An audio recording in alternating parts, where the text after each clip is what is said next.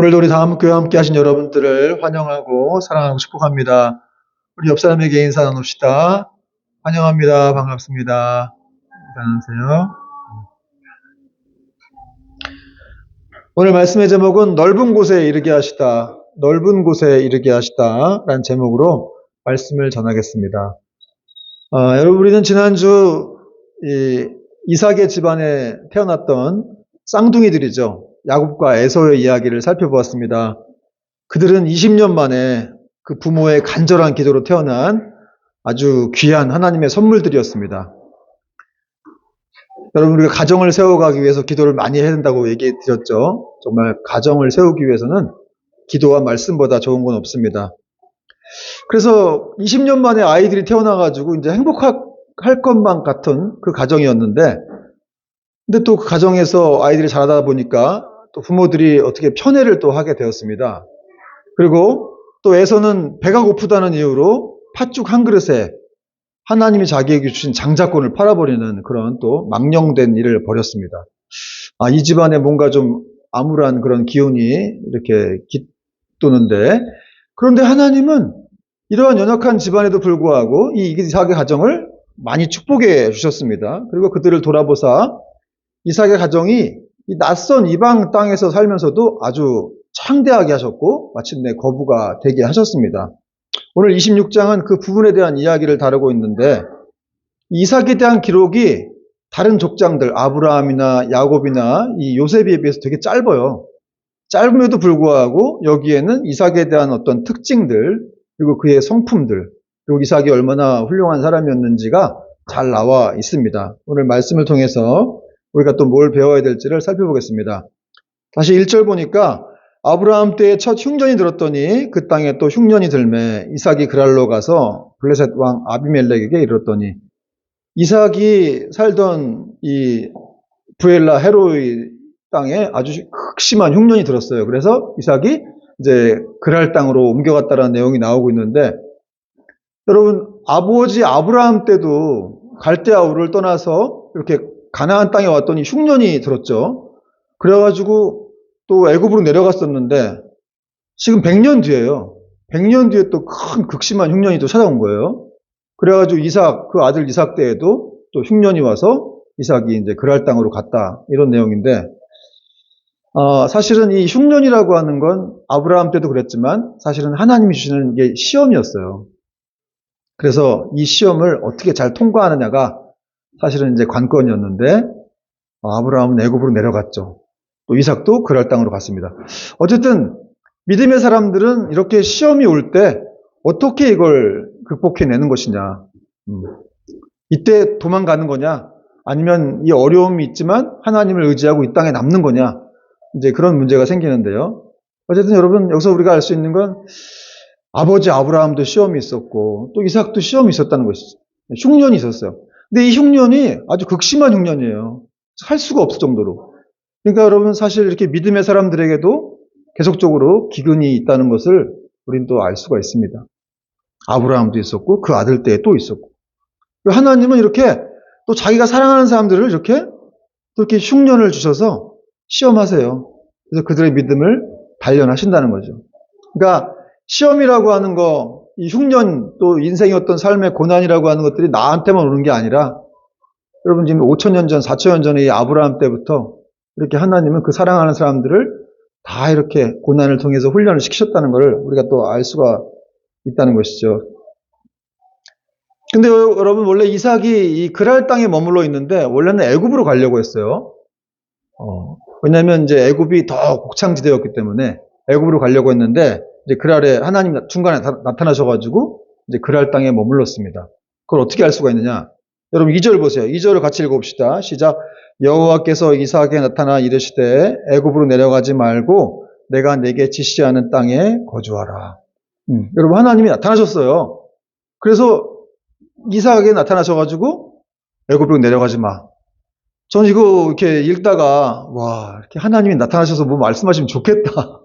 그럼 헷갈리지 않잖아요. 그죠? 여기 있어야 될지 어디 가야 될지. 여러분, 그렇지 않습니까? 하나님 나타나시면 좋겠죠? 아브라함의 인생 가운데서 하나님이 여러 번 나타나셔가지고 어디 가라, 이렇게 해라, 이렇게 하셨는데, 이삭에게도 이삭의 생애에 걸쳐 2번 정도 나타나시는데 이게 첫 번째.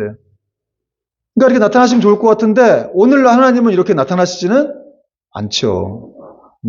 그러면 오늘날 하나님은 안 계신 거냐? 그렇지 않죠. 오늘날도 하나님 계십니다. 그러면 어떻게 하나님은 우리를 만나주시길 원하느냐? 성경 말씀을 통해서. 여러분 완성된 계시가 있죠. 성경 말씀.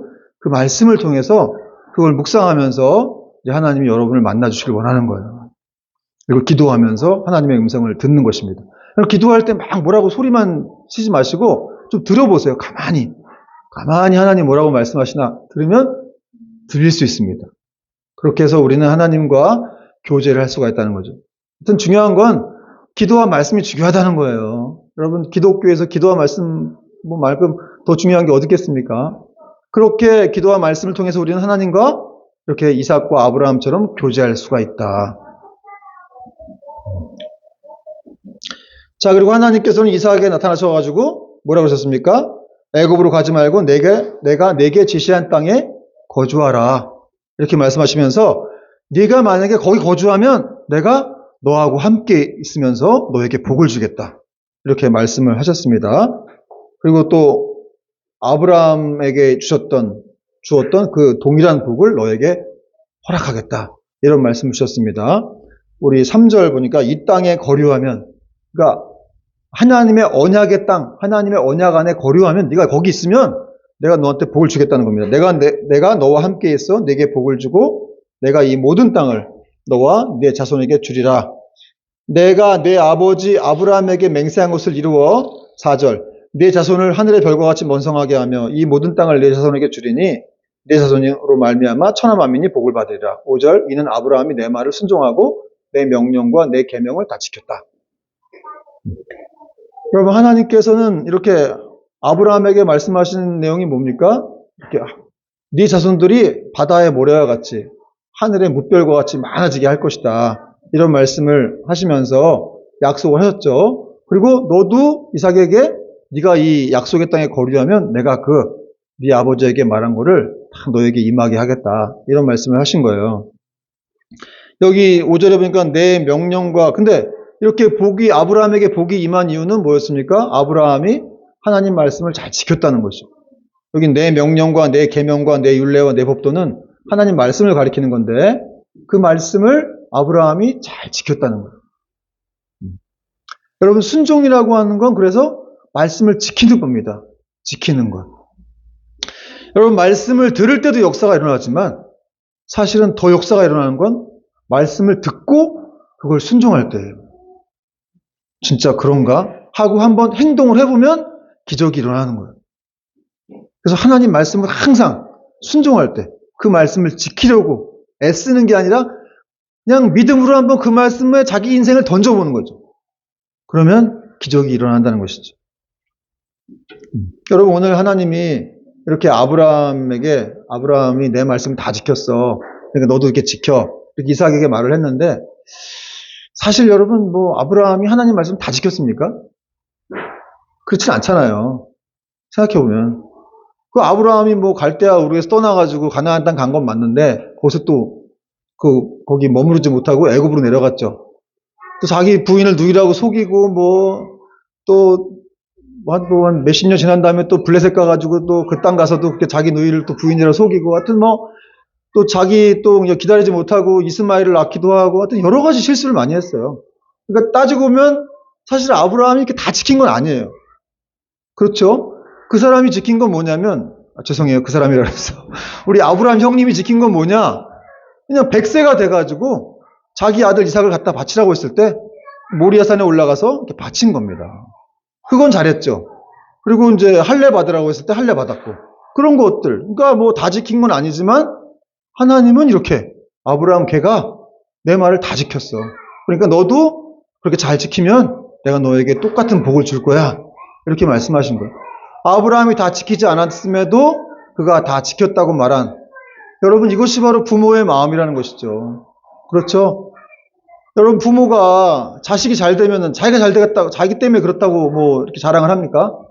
여러분 우리 부모들 또 시골에 사시는 부모들 같은 경우는 논 팔아가지고 밭 팔아가지고 소 팔고 돼지 팔고 해가지고 자식 서울로 보내서 겨우겨우 공부를 시키고 어렵게 해서 그 자식이 성공하면은 잘 되면 그때 부모가 자기 자랑하는 사람 어디 있어요? 내가 이렇게 고생해서 나 때문에 제가 잘 된 거야. 이렇게 말하는 부모는 없습니다. 대부분은 그냥 자식이 제가 잘해가지고 저렇게 된 거야. 이렇게 말을 하죠. 여러분 그런 의미에서 이런 말씀들을 하는 거 보면 정말 하나님은 우리의 아버지가 되신다. 그러니까 아브라함이 그렇게 특별하게 잘하지도 않았지만 그냥 어쨌든 걔는 내가 정말 중요하게 생각하는 몇 가지를 잘 순종했어. 이렇게 말을 한 거예요. 어쨌든 여러분 하나님이 순종을 얼마나 중요시 여기는지 알겠죠? 우리가 다 지키지 못해도 정말 이렇게 믿음이 들어갔을 때 하나님이 원하시는 어떤 것들을 순종하면 잘 지키면 하나님은 야, 너 최고야. 넌 최고야. 넌 잘 지켰어. 응? 내가 너에게 복을 줄 거야. 이렇게 말씀하시는 것입니다. 그러므로 여러분 진정한 순종이라고 하는 건 내 경험과 상식을 뛰어넘어서 하나님 말씀을 온전히 순종하는 것, 지키려고 하는 것이 진정한 순종이라는 사실입니다. 여러분 이삭은 하나님 말씀에 순종해서 애굽으로 안 내려갔어요. 그리고 이제 그랄 땅에 머물렀습니다. 근데 사실 그랄 땅도 좀 이렇게 가나안에서 이렇게 남부 쪽에 있는 곳이에요. 그나마 좀 그래도 비옥한 땅이었는데 거기에 머물렀습니다. 그러니까 어찌 보면 약간 좀 부분적인 순종이라고 할 수 있어요. 부엘라 헤로이로 안 들어가고 그냥 블레셋이 통치하는 그 그랄 땅에 이제 이삭이 머물러 있었는데 어쨌든 애굽으로 안 갔죠. 근데 어쨌든 이삭도 자기 아버지처럼 약간 좀 신앙적인 어떤 인격이 좀 미숙했던 것 같아요. 여기서 하나님을 이제 며칠 전에도 만났는데도 불구하고 또 이렇게 그랄 땅에서 또 거짓말을 하는 그런 일들이 발생하게 됩니다. 6절과 7절 말씀 보니까 이삭이 그랄에 거주하였더니 그곳 사람들이 그의 아내에 대하여 물으매 그가 말하기를 그는 내 누이라 하였으니 리브가는 보기 아리따움으로 그곳 백성이 리브가로 말미암아 자기를 죽일까 하여 그는 내 아내라 하기를 두려워함이었더라. 여러분 그랄 사람들이 와가지고 야, 저 리브가 네 아내냐? 그랬더니 아니요. 내 아내가 아니고 내 동생이에요. 내 누이예요. 이렇게 말을 한 거예요. 그러니까 여러분 이렇게 당시 리브가 굉장히 아름다웠던 것 같아요. 그래가지고 자기 아내를 뺏기고 자기는 죽음을 당할까봐 이런 거짓말을 한 겁니다. 여러분 이 고대 근동 당시에는 이렇게 남의 아내가 예쁘면 이렇게 뺏어가지고 힘 있는 자들이 자기 아내로 삼고 그걸 막 과시하는 그런 문화가 있었죠. 그러니까 아브라함이 여기서 이제 이방인이고 낯선 사람인데 자기도 두려웠던 거예요. 자기 아내 뺏기고. 그런 거 보면 참 이렇게 아내들이 이렇게 막 그냥 너무 예쁘고 이런 게 별로 좋은 것 같지 않습니다. 어쨌든 여러분 감사합시다. 여러분 이상한 말이네요. 저는 제 아내에 만족합니다. 감사합니다. 사랑하고 뭐 이상하게 됐네요. 흘렀네요. 여러분 그런데 이삭이 이렇게 거짓말을 하게 된 것을 잘 생각해 보면 사실 며칠 전에도 하나님이 이렇게 임재하셔가지고 특별하게 임재하시는 거 아닙니까? 이런 사람들에게. 그리고 내가 너를 지켜주고 너 아버지에게 주셨던 복을 너에게 주겠다. 이런 말씀까지 해줬는데도 또 이렇게 겁을 먹고 또 이렇게 거짓말을 했다는 거죠. 그러니까 자기 안위에만 급급한 거예요. 어떤 현실적인 이 두려움, 현실적인 어떤 위협 앞에서 그냥 또 고개를 숙여버린 것이죠. 사실은 그냥 이런 이삭의 모습은 그냥 우리의 모습일 수도 있겠다 하는 생각이 들기도 합니다. 그냥 하나님 잘 믿는 것처럼 보이지만 또 현실적인 어떤 그런 큰 위협 앞에서 우리는 또 그냥 위축되고 정말 하나님이 나와 함께 하시나? 이런 생각을 할 수가 있다는 것이죠. 여러분 이삭이 어떤 아들이에요? 정말 귀한 아들 아닙니까? 이 아브라함이 얼마나 귀하게 얻은 아들이었어요. 그리고 또 100세 때 아브라함이 그 아들을 바치면서도 하나님이 직접 나타나셔가지고 절대 그 아들 건드리지 마라. 얘한테 아무 손도 대지 마. 이렇게 말씀하실 정도로 그렇게 보호하셨던 그런 아들이었기 때문에 자기가 그걸 알았으면 이런 상황에서도 두려움을 갖지 말았어야 했는데 그럼에도 불구하고 아직 이삭의 신앙 인격이 많이 미숙했습니다.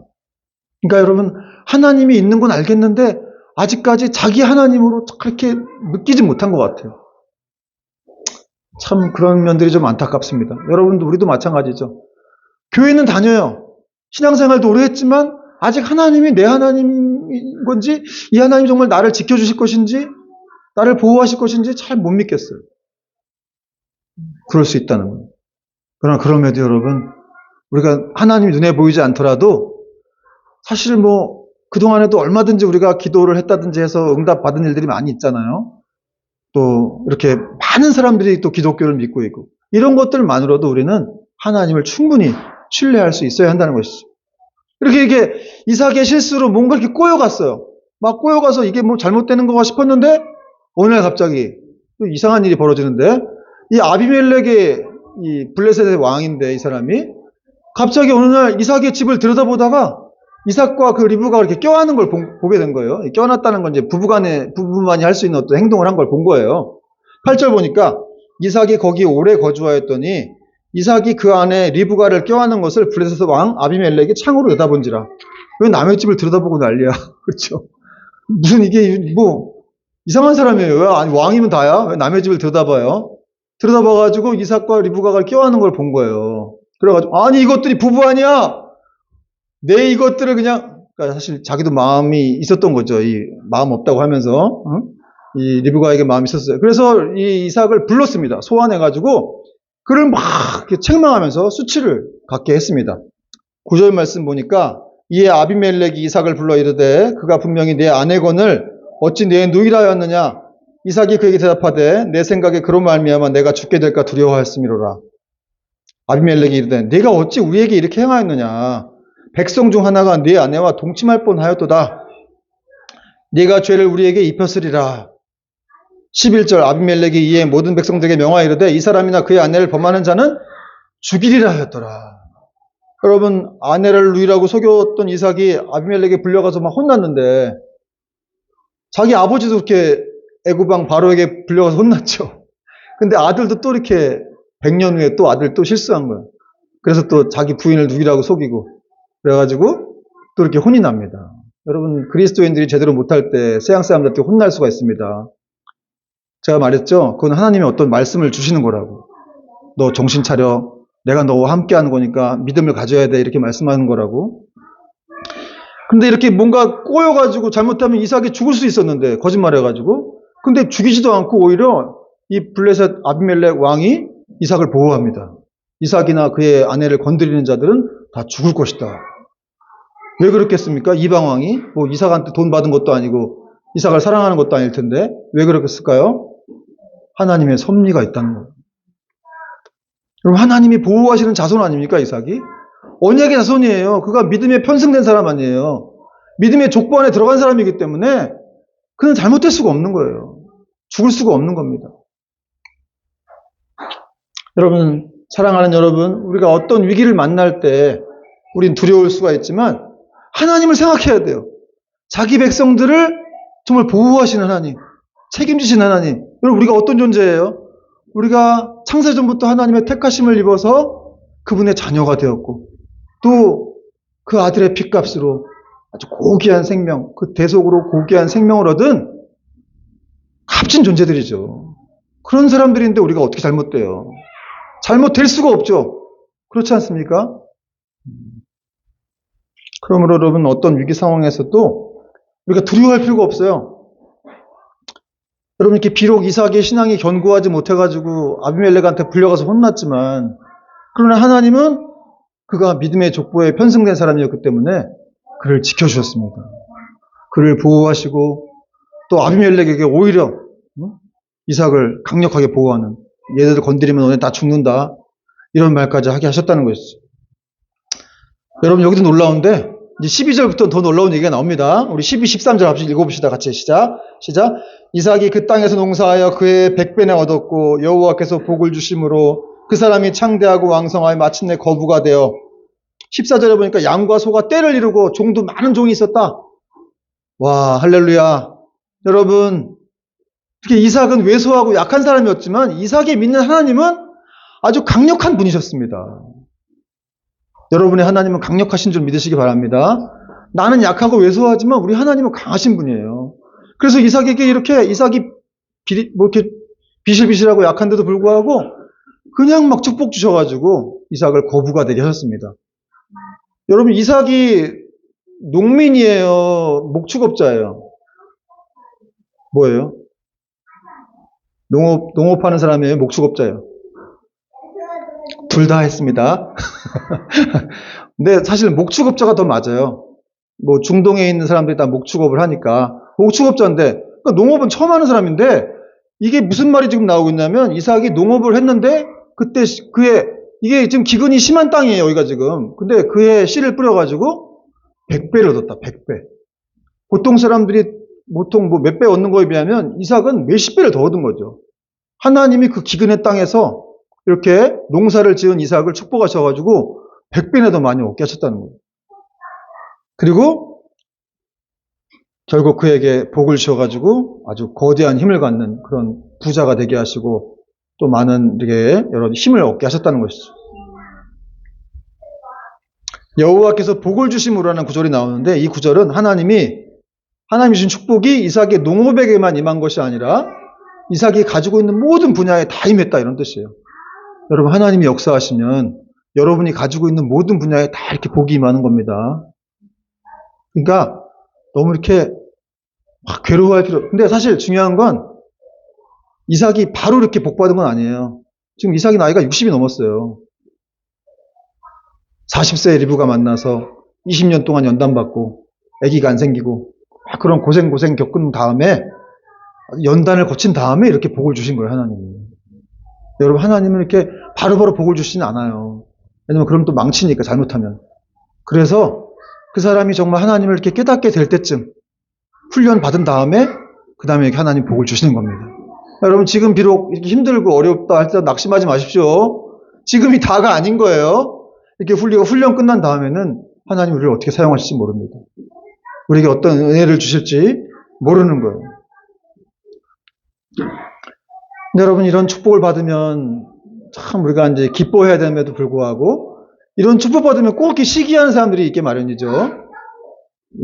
그런 사람들이 나타났습니다.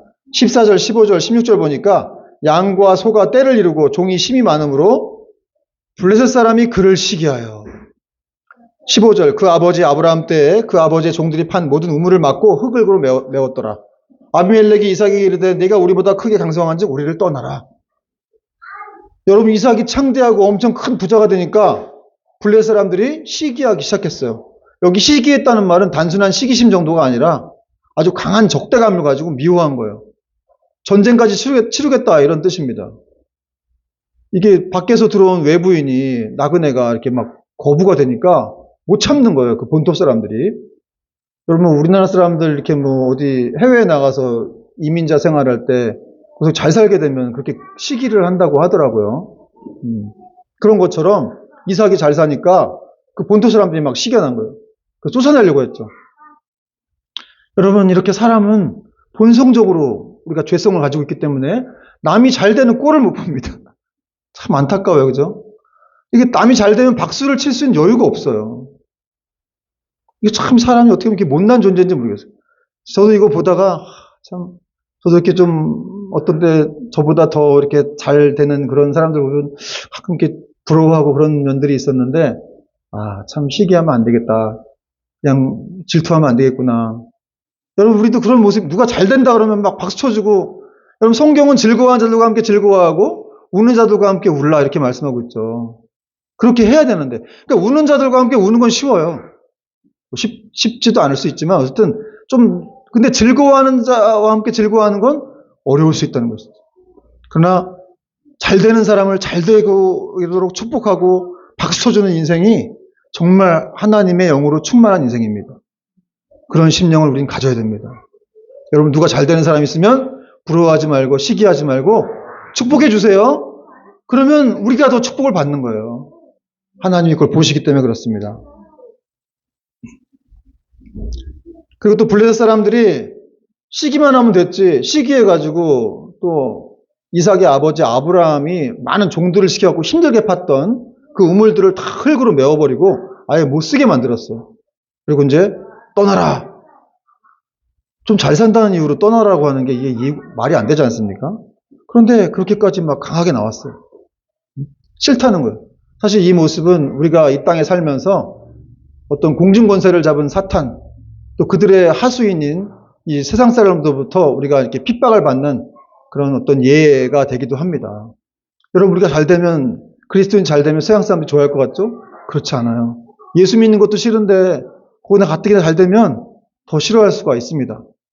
그 사람들이 싫은 게 아니라 그 사람들의 배후에 역사하는 사탄이 있기 때문에 그런 것이죠. 그러나 그럴지라도 오늘 이삭처럼 이렇게 해야 한다는 것이죠. 여러분, 이삭은 어떻게 했습니까? 분노와 갈등이 일어났겠지만 자기도 이삭도 사람이니까. 그러나 이삭은 그 그랄 목자들과 다투지 않았다는 거예요. 그러면서 그래, 그럼 내가 떠나마. 그래서 이제 이 그랄 골짜기로 하는 곳으로 이동을 했습니다. 이 비교적 블레셋의 어떤 힘으로부터 좀 멀리 떨어져 있는 그런 곳부터 이동해서 거기서 다시 아버지 아브라함 때 팠던 우물들을 다시 파게 되었습니다. 17절, 18절 보니까 이삭이 그곳을 떠나 그랄 골짜기에 장막을 치고 거기 거류하며 18절 같이 읽겠습니다. 시작. 그 아버지 아브라함 때 팠던 우물들을 다시 팠으니 이는 아브라함이 죽은 후에 블레셋 사람이 그 우물들을 메웠습니다. 이삭이 그 우물들의 이름을 그의 아버지가 부르던 이름으로 불렀더라. 여러분, 이삭이 그래, 그럼 내가 떠나줄게. 그리고 다른 데로 가서 그 아버지가 팠던 우물을 팠습니다. 그 아버지가 팠던 우물을 판 이유는 그 아버지를 존경한다는 뜻이 있었어요. 그리고 나는 아브라함에 있는 그런 언약의 후손이다. 그런 계승자라는 것을 이제 선포를 한 것입니다.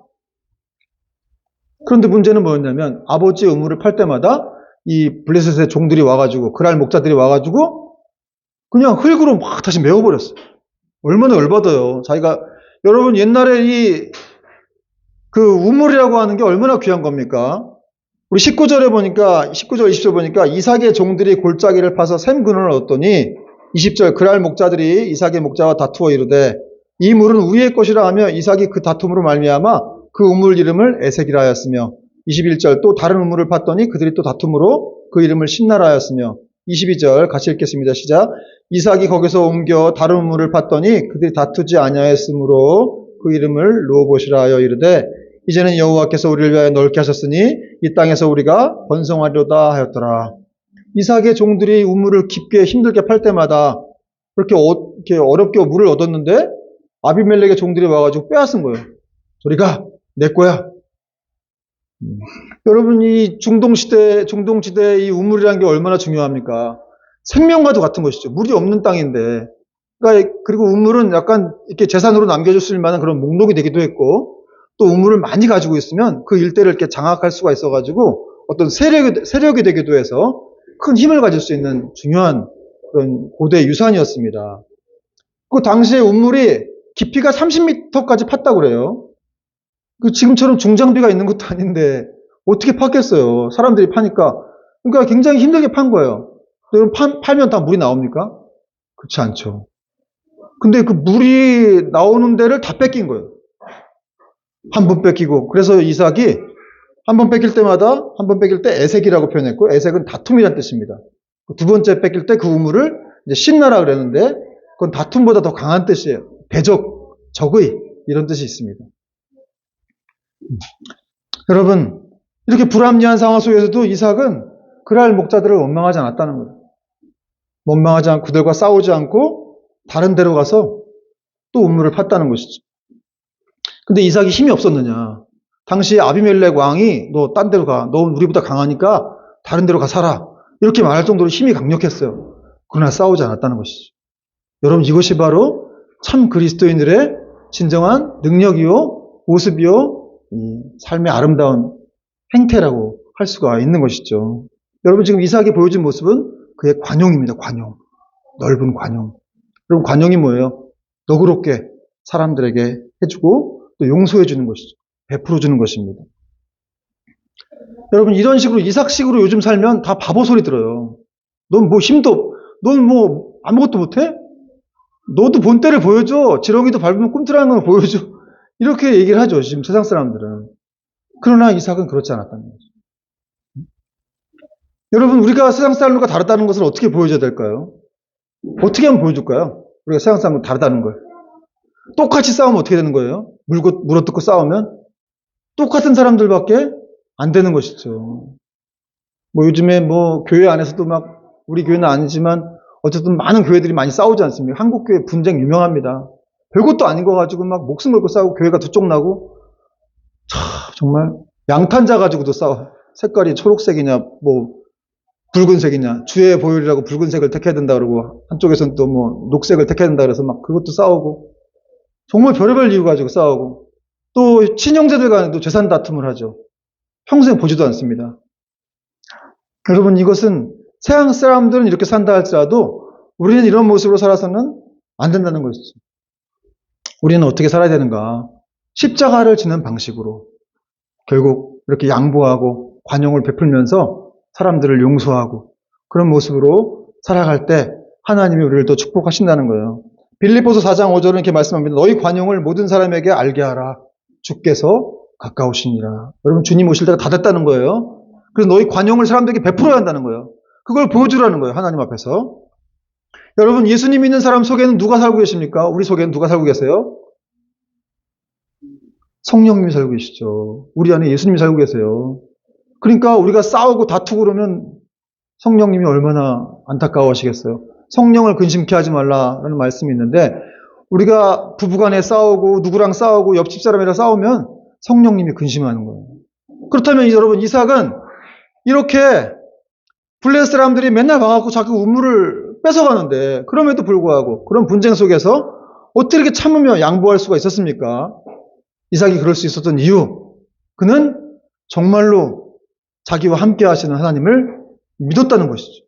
그리고 그분을 믿었고 그분이 내가 이렇게 양보할 때 나에게 더 좋은 우물을 주실 것이라는 사실을 이삭은 확실히 믿었습니다.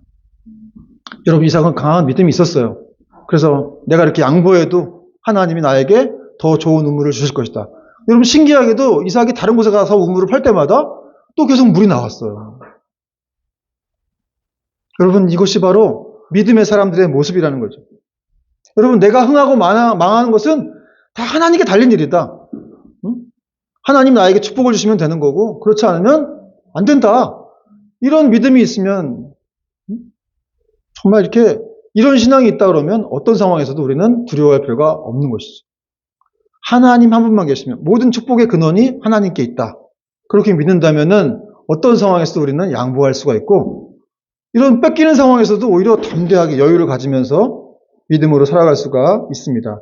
여러분 이삭이 다투지 않고 계속 양보하다가 마지막 세 번째 우물을 팠는데 그때는 그랄 목자들이 안 뺏었어요. 얘네들도 양심이 있었는지 세 번째까지 이렇게 뺏지는 못하는 거예요. 여러분 이게 다툼도 이게 한계가 있는 겁니다. 영원히 다투진 않아요. 서양 사람들도 양심이 있어가지고 아유 여기까지는 좀 그렇다 이렇게 생각하고 포기를 하는 것이죠. 그래서 이 다투지 않았을 때 또 물을 얻었는데 이때 여기를 르호봇이라고 이삭이 표현을 했습니다. 르호봇은 무슨 뜻이냐면 믿음으로 다투지 않는 나에게 하나님이 더 넓은 장소를 허락해 주셨다 라는 뜻입니다. 오늘 설교 제목이 뭡니까?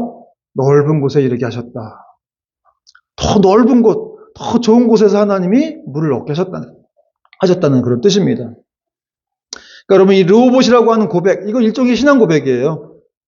이삭 같은 사람들, 정말 어떤 환난이고 역경이 있어도 인간적인 방법을 택하지 않고 오직 하나님께만 소망을 두고 그분을 바라보면서 믿음의 사람이 찬미할 수 있는 그런 신앙 고백이죠. 르호봇입니다. 오늘 말씀의 결론을 맺겠습니다. 여러분 하나님께서는 언약의 계승자였지만 아직 연약한 믿음의 이삭과 함께 하셔서 그가 실수를 했을 때 또 그와 아내를 보호해 주셨습니다. 아비멜렉에게 잡혀가가지고 죽을 수도 있었지만 오히려 그를 통하여 하나님의 강력한 보호 섭리를 보여주십니다.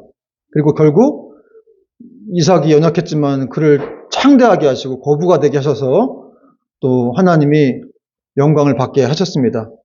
그러니까 이삭이 그 두려운 낯선 땅에서도 불구하고 하나님이 함께 하시는 인생은 어떤 축복을 받는지를 이삭이 몸소 보여주게 되었죠. 또 이삭은 그런 믿음으로 자기가 우물을 팔 때마다 이 블레셋 목자들이 뺏어갔지만 그는 그들과 다투지 않았습니다. 다투지 않고 또 다른 곳을 파고 거기서 또 우물을 얻었죠. 결국 하나님은 이삭을 넓은 곳으로 인도하셔서 더 좋은 우물을 얻게 하셨습니다. 사랑하는 여러분, 우리가 세상을 살면서 비록 환난과 어려움 속에 정말 답답한 일도 많이 했지만 그러나 우리가 끝까지 하나님의 언약 안에 머물면서 끝까지 그분을 소망하고 의지할 때 또 관용할 때 하나님은 우리에게 놀라운 은혜와 축복을 베풀어 주시는 겁니다. 여러분, 우리는 하나님의 그 관용, 여러분, 하나님 얼마나 관용하신 분이에요? 얼마나 넓으신 분이에요? 그렇게 넓으신 분이 있어요? 세상 모든 사람을 다 사랑하시고 다 도와주시고 악한 자들에게도 비를 내려주시고 햇빛을 비춰주시는 그 하나님, 그 하나님처럼 우리도 여유가 있어야 된다는 것이죠. 그분을 우리 아버지를 모시고 있다면 당연히 우리는 여러분 담대해야 되고 여유가 있어야 됩니다. 쫄 필요 없습니다. 그렇죠? 여러분, 언약의 자손, 믿음으로 편승된 사람들은, 그 믿음의 족보 안에 있는 사람들은 결코 잘못되지 않는다는 것이죠. 하나님이 끝까지 함께 하시고 지키실 것이기 때문에 그렇습니다. 여러분, 이런 믿음으로 또 한 주간도 승리할 수 있게 되기를 주의 이름으로 축원을 드립니다. 아멘.